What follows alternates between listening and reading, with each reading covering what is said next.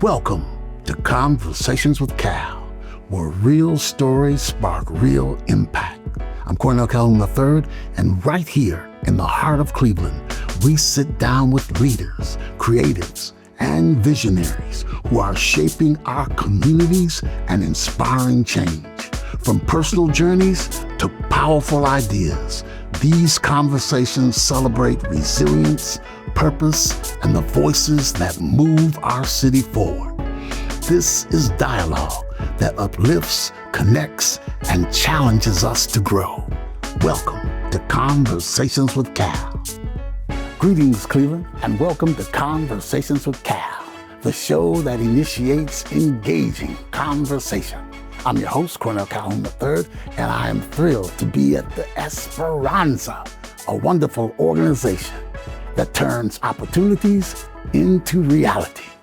And I'm equally thrilled to have as my guest the president and CEO, Miss Zulayka Ruiz.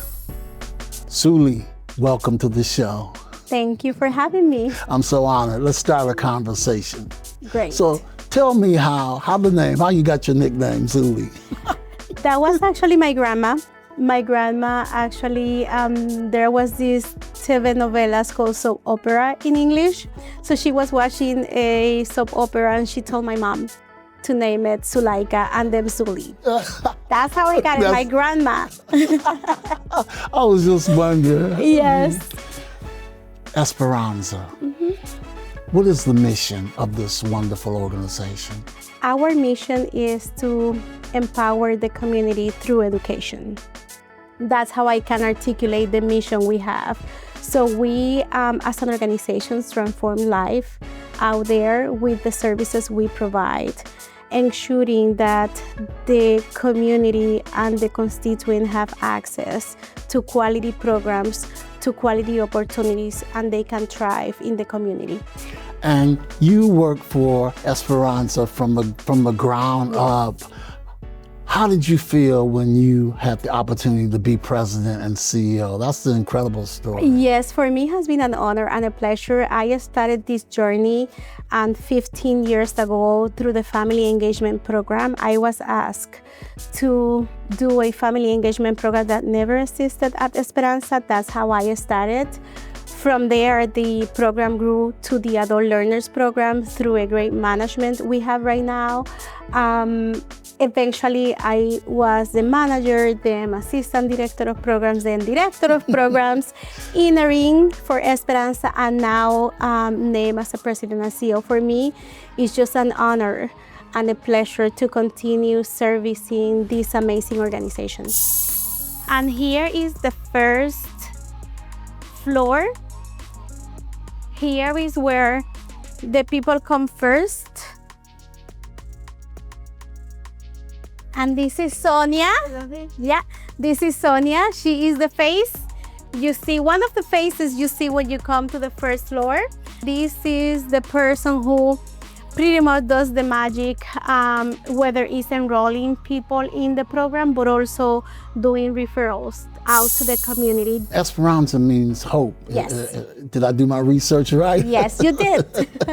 So, in all the time you've been at this organization, what have you learned about the organization and about the people that it serves? That definitely the organization and the mission was on point when people from the community decided to create this organization. And I learned over the time that we need to meet the community where they are. We have been transforming Esperanza from being a scholarship fund to having amazing wraparound services to continue educating and to continue helping the community to eventually, achieve their goal, whether it's graduating high school, graduating college, or just, getting into the workforce. And Esperanza is more than just education. It's pathways to building opportunities. What are the biggest challenges that you see that face people and opportunities, receiving opportunities? Not having the right information, not knowing where to go or access the resources that are out there. Like Esperanza, many other organizations are doing great work. This is, like I say, a village of organizations and people caring for the community. But it was providing not only the programming that we have, but also we don't stop there. So we don't say you came here, you complete an application, for housing. We also ask, what else do you need? Maybe it's English as second language classes. Maybe you have a child that needs after school program. Maybe you have other challenges in your family that are avoiding for you to complete, your main goal.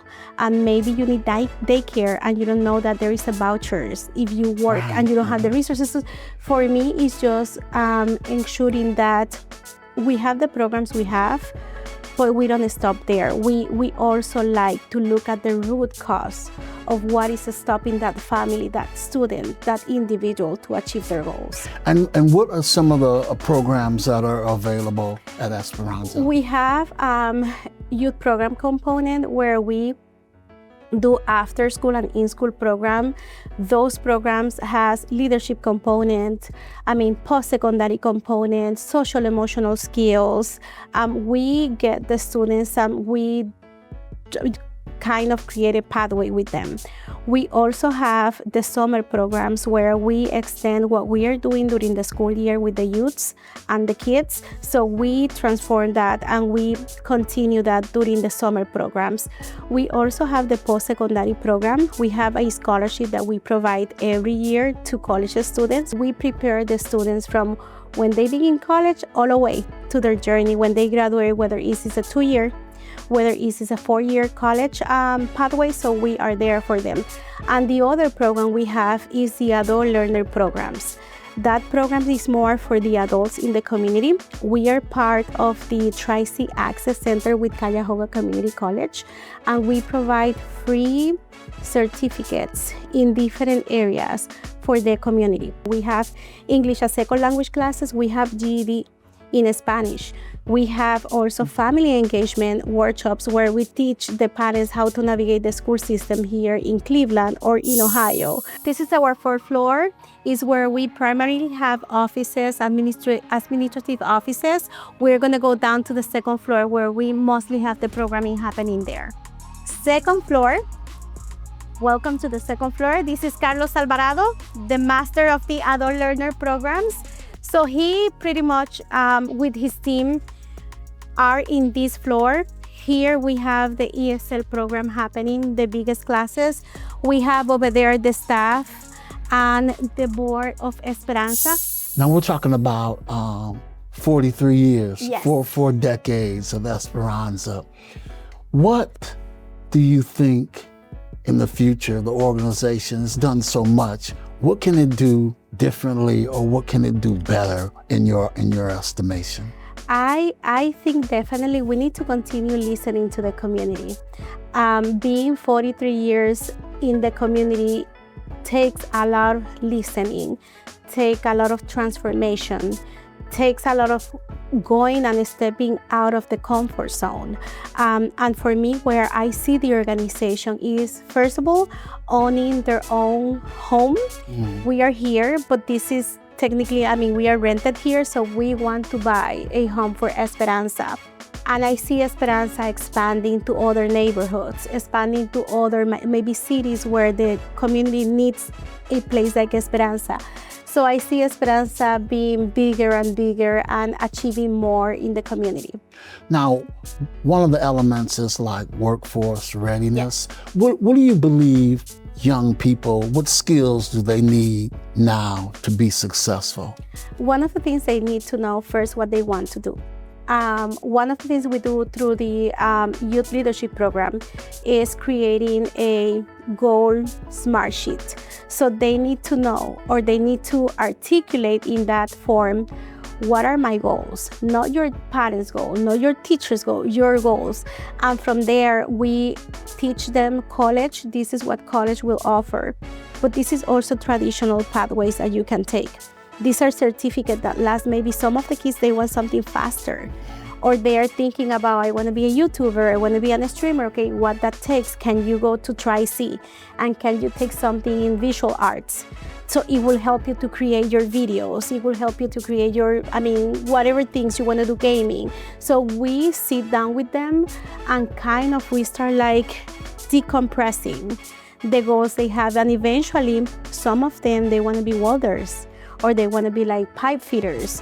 What is out there, or some of them, they want to join the workforce. So we have alliances out there with businesses, and we talk about, okay, do you want to go to Target? Do you want to go to McDonald's? You know that they have scholarships if eventually you want to continue going to college. But it's just taking the student and see what they want to do. And some of them, they change, because we don't start this work when they are in 12th grade. Right. We start this work when they're in 8th grade. Every adult learner that walks into Esperanza, what do you hope they'll take when they leave these doors? Answers to their questions. Even though we maybe don't have what they need, we have partners out there. So my hope is that they understand that we are here for them, no matter how small, how big is their ask. We will be here providing something. We have a really great, dedicated team that one of their mission is not only servicing through the program, but it's also educating themselves, going out there, are learning about opportunities the community can access. So right now, we know that on West 98, there is a food bank that opens. We don't do food here, but however, this is a more accessible place where we visited, and we know it's there for the community. And maybe some of them, they come and they say, I don't have anything at home to eat. Okay, let's contact the food bank. Let's contact the church. So let's find you resources so you can get what you need. So my hope is that every single person that walks into a program, into a school, wherever we have services, first of all, we treat them with dignity and respect, and second, that we listen and we try and we do our best and what is in our hands to ensure they have what they need. You know, when we were talking before we actually came on set, you said something that really resonated with me. You said you had a mighty team. Yes. And that was really powerful to me. How do you lead a mighty team, Zully? Because obviously there's a mighty team because of its leader. So what were the challenges to do that? A lot of ideas that sometimes we need to sit down and we need to look at them. But I can tell you that I have and I am where I am because I have the support of my team too and the community. But leading a mighty team means not being stuck in the same.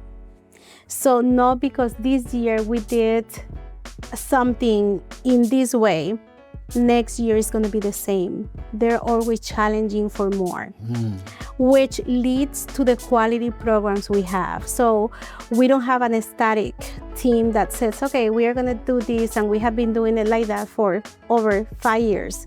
It's going to be always the same. No. We have a team that they are always evaluating and doing assessments on how can we be better. With that said, that is what it backs up everything that I do as a leader now of the organization and being able to talk to you about the successes, but also out there. Because the people that are working with the people that comes to Esperanza are the ones that are always looking for solutions. Share with me, in your 20-so years at Esperanza, tell me a heartwarming story, something that really resonates with you. I want to say that, in my years when I was servicing the community, it's many of stories that I can have, but I have a story where this, young person didn't have pretty much a lot of support in their life, and I became their mentor. And I remember that I used to live by Metro Health, and the student used to live, and I didn't know, by that area. And I remember having the student in my porch when he was frustrated when something happens. Graduation for that student, it was really like far away, because their grades, everything was pretty much pointing to failing. So I started working with the students, and we found a program. And I said, you know what, you have to do something, because if you don't want to be in the porch when it's cold, when it's hot, and you don't want to be like with this uncertainty on how you are going to survive out there, you have to take your life in your hands. And as much as you are a youth and maybe you don't think about it, is your pathway. So through mentorship, to programming, the student joined an alternative pathway for graduation, graduated, got accepted in college, and now is teaching. Oh, wow. That's a great story. Yes. This is groups of and people that we served in the programs, following with offices that we have, private tutoring for the GED in Spanish. Here we have classrooms where we provide classes, sessions, workshops. Here we have an additional computer lab that is open to the public, but also we do a lot of the computer classes, Canvas workshops, and anything digital literacy. What role do you see Esperanza playing in the future in the city of Cleveland? We are building the next talent pipeline, meaning that through education, we are empowering people to find their maximum potential.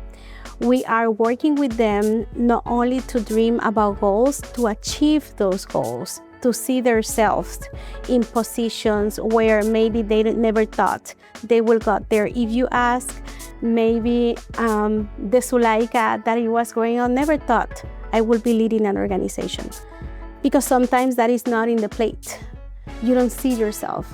But it takes a village, it takes people that believe in you, that actually shows you your potential. So how I see Esperanza is continuing being in the ecosystem of education with the workforce landscape, just impulsing, just helping the community to continue achieving their maximum potential. And what do you hope your legacy will be, Zully? Oh, my legacy is my baby family engagement. I created that program in 2010, but also being able to see the growth of the program. I cannot talk about success without saying that Victor Ruiz, he was the president and CEO, he taught me a lot. Together with the team, we took Esperanza and we took it to the next level under his leadership. And I want to say that the legacy I'm leaving Esperanza is to leave a more stronger Esperanza, to leave an Esperanza that lasts for more and many years. So we are 43, that it lasts forever, because I always tell people on my team, I say, you know what, we have a privilege. And they go like, what privilege? And I say, the privilege that if we close the doors today, we can go out there and find another job. But how about the people? Right. Will they have another Esperanza? Will they have another place that they can knock in the doors and receive services and receive even sitting down? I mean, I have had people that only come and I sit down with them and I just listened. I just listen to them. I cannot solve the issue. They know the answer. But only that, it alleviates a little bit of that person that is coming to you, telling you something that bothers them. And when you are able just to listen and say, hey, I know X, Y, and Z, that's all you need. It's not a service. Like, it's not education. It's just being there when people needs you. So Esperanza means hope. Yes. Do you think the hope 43 years ago is the same hope that it is in 2026, would you say? That is a great question. I want to say that when Esperanza was founded, was a group of community members that saw the need of providing scholarship dollars to Latino students in college. When we look at the history of this community, it goes back to the 1960s, 70s, when a lot of migration started happening from Puerto Rico to Ohio because of manufacturing. Happens in New York, happens in Chicago, right? But there were no services. So we have all of these people coming to Cleveland There was no services for language or many other things. That's how places like Esperanza, Spanish American Committee, Julia de Burgos, UMADAP start building the groups in the communities. But I want to say that it started as a scholarship fund. We're still celebrating that, but them, they noticed the same. Youth programs, because if we want to give out scholarship to college students, how we prepare the students to actually graduate and go to college. And then all the services that we know we have started building itself. Today's day, 43 years after, we're still dealing with a lot of resources. And we're still battling for education and equity, not only for Latinos, for communities, for neighborhoods, where, we see that sometimes, education, there are lack of places where they can go and they can get support beyond school. Schools are doing their part, but schools have the kids only from 8 to 3, 8 to 2. What happens when they need the additional support? That's where places like Esperanza comes to a role.